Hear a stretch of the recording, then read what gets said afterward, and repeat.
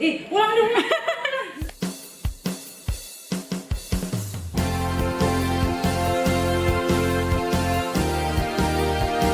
Assalamualaikum warahmatullahi wabarakatuh. Amolongo niwaitimi saipa.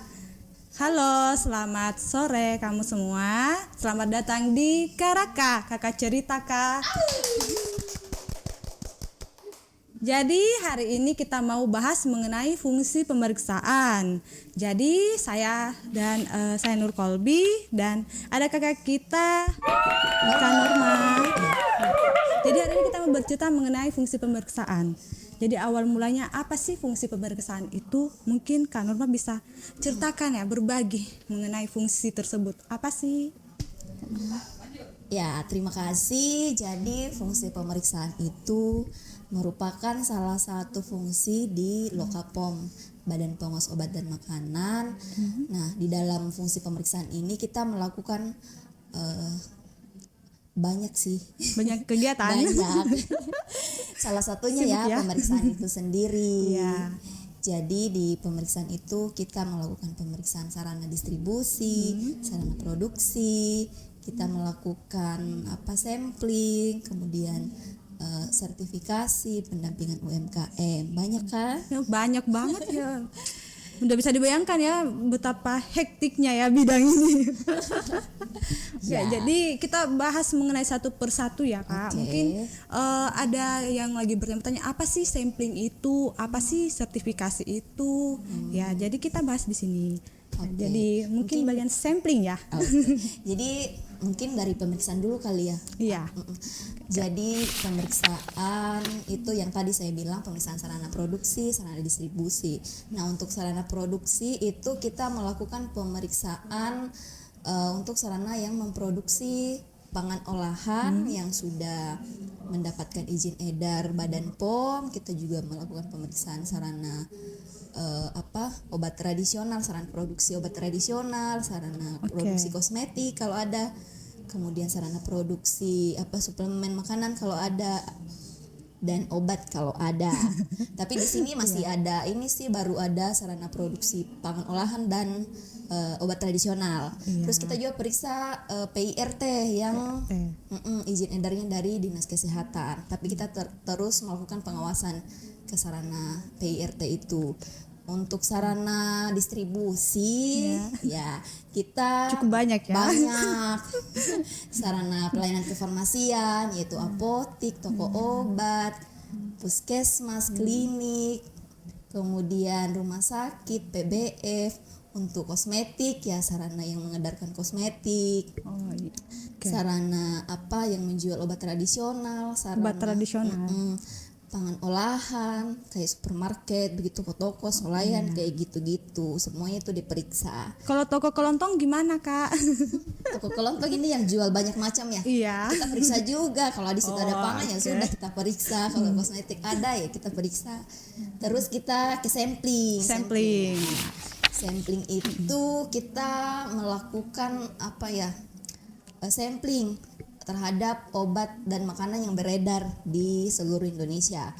Nah, kalau kita di Timika ya pasti kita di wilayah kerja Timika. Oh iya, wilayah Timika itu apa saja wilayah kerjanya? Kalau sekarang untuk tahun depan ya kita ada 8. Wah, banyak juga. Banyak. Jadi Kabupaten Timika. Kemudian Puncak Jaya. Puncak Jaya, Puncak, Nabire, Degiai, Dogiai, Paniai, seperti itu. Sudah 8 kan? Dan Timika sendiri. Jadi sampling itu kita tadi melakukan sampling terhadap obat yang makanan yang beredar untuk memastikan mutunya, apakah mutunya masih sama seperti pada saat didaftarkan di Badan POM. Terus apa lagi tadi tanyakan? Selain pemeriksaan sudah, sampling sudah, kemudian sertifikasi. Jadi sertifikasi ini kita melakukan pemeriksaan untuk sarana-sarana yang mau mendapatkan penerapan cara produksi yang baik. Sertifikat. Jadi, sertifikat. Kalau misalkan suatu produsen mau mendaftarkan produknya, misalkan kopi, dia mau daftarkan di Badan POM. Iya. Nah, sebelum mendaftarkan itu mereka harus ada sertifikat cara pembuatan pangan olahan yang baik dulu. Oh gitu ya. Iya. Jadi harus didaftarkan dulu ini prosesnya, sarananya betul. sarananya dulu.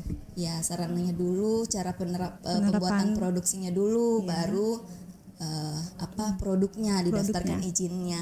Oh gitu. Iya. Apalagi tadi? Terus kalau merizin edarnya gimana Kak? Kan kebanyakan orang nih sekarang ya begitu banyak inovasi para kaum milenial dan Gen Z sekarang ini membuat startup, UMKM itu kan dari produk-produk itu mereka pasti untuk mengedarkan harus ada izin edar ya, sesuai dengan standar yang berlaku di Indonesia. Jadi kalau untuk izin edarnya gimana Kak itu? Oh iya, jadi kalau mau daftar izin edar ya itu tadi. Jadi harus harus ada sertifikat cara produksinya dulu. Setelah itu baru bisa daftarkan produknya lewat aplikasi Badan POM. Iya.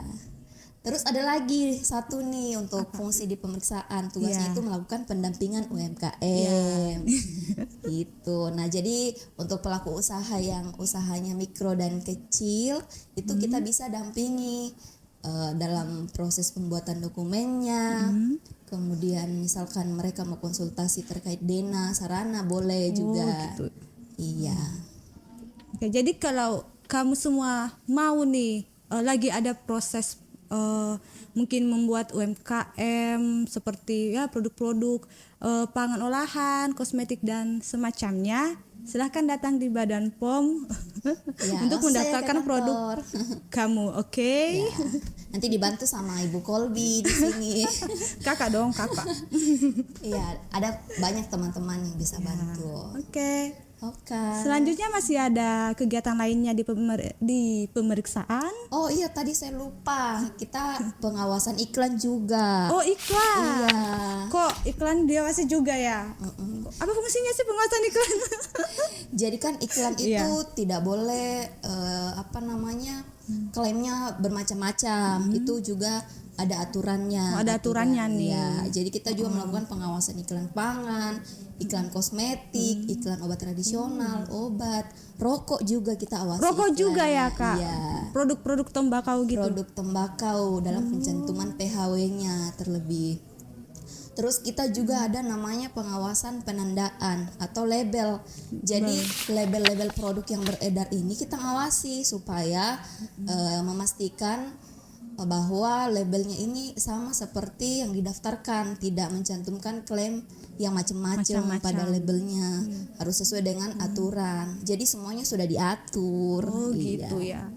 Kalau klaim yang bermacam-macam itu kayak gimana sih contohnya? Contohnya makanan misalnya dia produknya izin edarnya MD. Terus di labelnya dia klaim untuk menyembuhkan suatu penyakit, itu tidak boleh, tidak gitu diperbolehkan ya, seperti nggak itu. boleh tuh makanan mengklaim. Iya. Terus misalkan makanan terus dia mengklaim pencantuman logo halal, padahal mereka belum mempunyai sertifikat halal, itu juga tidak boleh. Contohnya seperti itu. Jadi nggak boleh mencantumkan di produknya udah tertera halal, ternyata ditelusuri belum ada mempunyai sertifikat halalnya. Gitu. Seperti itu. Kurang lebih seperti itu sih fungsi pemeriksaan. Oh, gitu. Ya. Ada lagi yang mau dibagikan kepada teman-teman kita semua? Sudah sih, mungkin untuk pelaku usaha di luar sana yang mau tanya-tanya atau yang mau mendaftarkan produk, mendapatkan informasi bagaimana cara pendaftaran produk yang lebih rinci lagi, atau terkait pendampingan UMKM tadi, mau dapatkan informasinya silahkan langsung ke kantor kita di kantor Lokapom di Kabupaten Mimika. Alamatnya di mana? Alamatnya di Jalan Irigasi, Kelurahan Pasar Sentral, Kabupaten Mimika. Ya, sebelum Pohon Jomblo. Terima kasih. Oke. Sekian podcast kita hari ini mengenai fungsi pemeriksaan. Sampai jumpa. Dadah.